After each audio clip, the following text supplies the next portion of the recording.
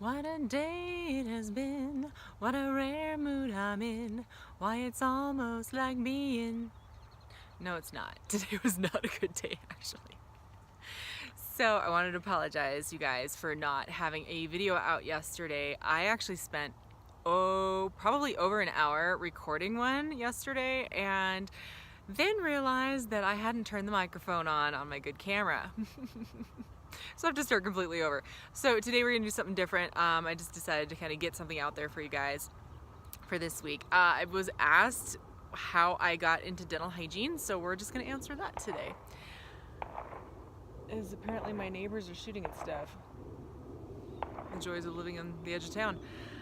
So, I don't know if you guys can hear that or not. So how did I get into hygiene? Well, I guess it goes way back to my childhood. If you watched some of my videos, you saw my little story about the tooth fairy and how I was completely enamored with the tooth fairy as a kid, and how like I caught my mom as the tooth fairy, and so I decided to become one myself. And I guess it kind of started before that. Like I love animals, and I got my buddy with me right here. He's wondering why we're not taking our walk right now.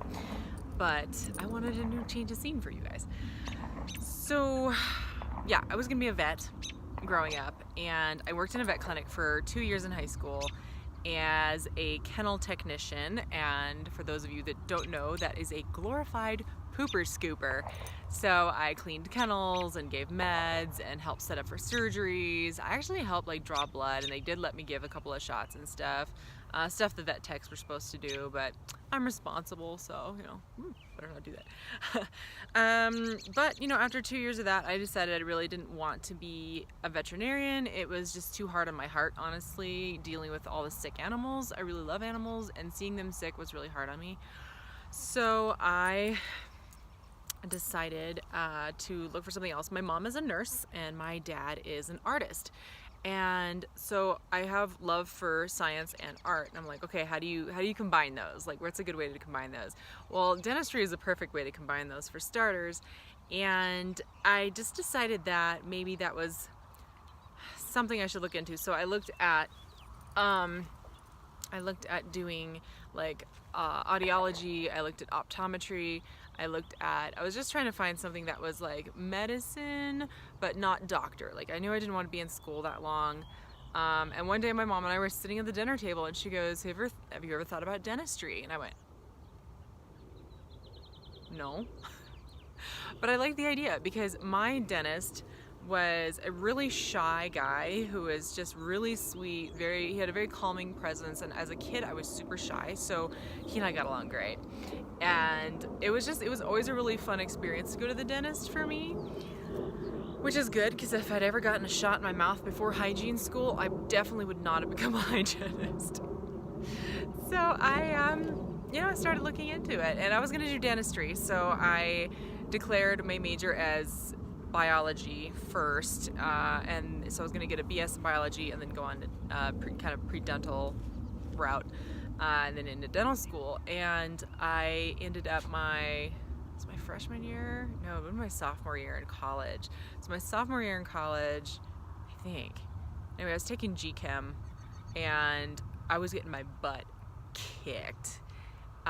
You know how they say they weed them out? I got weeded, honestly. I love chemistry, and I had the best chemistry teacher in high school, but the chemistry teacher for the lecture and the chemistry teacher for the lab were two different people, and they taught completely different styles, and I just had a really hard time keeping up.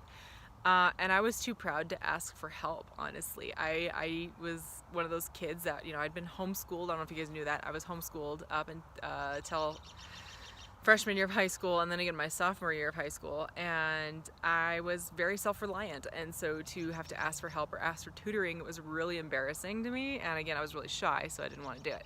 So I got weeded, and I went to my advisor, and she goes, well, why don't you look at dental hygiene instead? And I went, okay, you know, so that changed, you know, the classes and stuff I had to take, which was good. And overall, I still think it was the best thing for me. When I went to apply to dental schools, that's a whole nother story. I got somebody coming up on the trail here, so we'll be right back after these messages from First.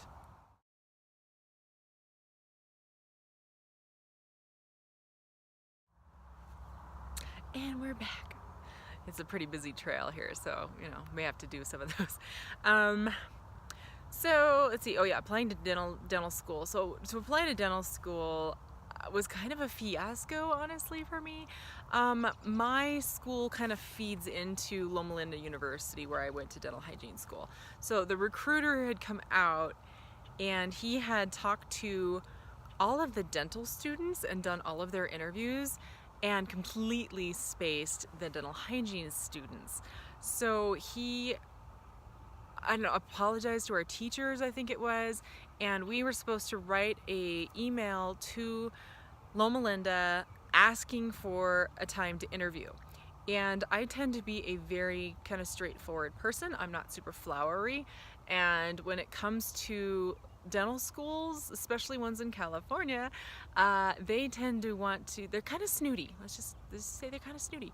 And they really wanted like a super flowery, brown nosing to the max kind of letter. And I didn't write one. I just said, hey, I was one of the people that didn't get an interview.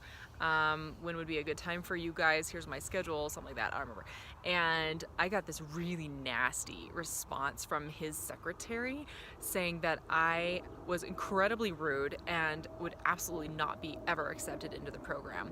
And I just cried my eyes out. I was so bummed. I was like, what did I do? What did I do? And so I took it to my teachers, and I was like, what happened? And so I showed them the email she sent, I showed them the email I sent, and they were like, well, you weren't rude. It was really straightforward, but you definitely weren't rude.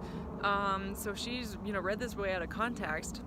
We're going to write you an email, or write them an email. So in my stead, a really fantastic instructor went on my behalf and paved the way and got me an interview, and I was so thankful, and it went really, really well. It was it was a phone interview because he was in California at the time and I was in Tennessee, and it went well. And then of course you don't hear back for weeks and weeks and weeks. And then the only other place I applied, because I really didn't want like a ton of options, I looked at going to Denver, of course, because that's where I live. But the school was having issues at the time, and it was, I think maybe that was the last class, that year was the last class they accepted before they closed it down at DU. And I knew they were having trouble through the grapevine, and when I tried to contact the school multiple times, I never heard back from anybody. I said, you know what, that's a sign, I'm just not going to deal with it. So I applied to the University of Nebraska in Lincoln, and that interview was a fiasco. I had a phone conference call with them, and I didn't know it was going to be like 8 people on the line, and I'd set up like all these possible questions they were going to ask, or maybe they asked me the questions in advance. I think they sent me maybe the questions in advance, and I'd written out like all the responses on the phone or on my computer. Sorry, more people coming. Another break. We'll be right back. So we're getting snow here tomorrow in Colorado, and it's gorgeous. Like today I think it was close to 80, and tomorrow it's supposed to be a blizzard. So hence everybody's out walking their dog, because we've only got a few hours left before it goes nuts around here. But that's Colorado for you. So anyway, yeah, I had 8 people on the conference call. I'd written out all my answers for their questions in a Word document, and I should have printed it off looking back. So I get on the phone, and I'm really bad on the phone, honestly.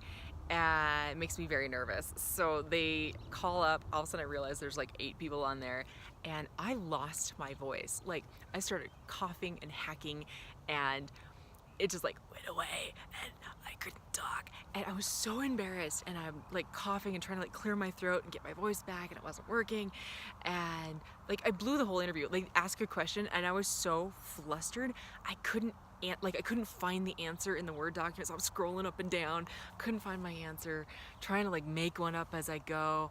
It was awful, and it would have been such a cheaper program. I think they only had 15 or 17 in that class, so it was a really small class. It would have been much closer to home. It would have been, like I said, cheaper. They were actually going to give me a minor in music, and it would have been a good experience. So that was really disappointing.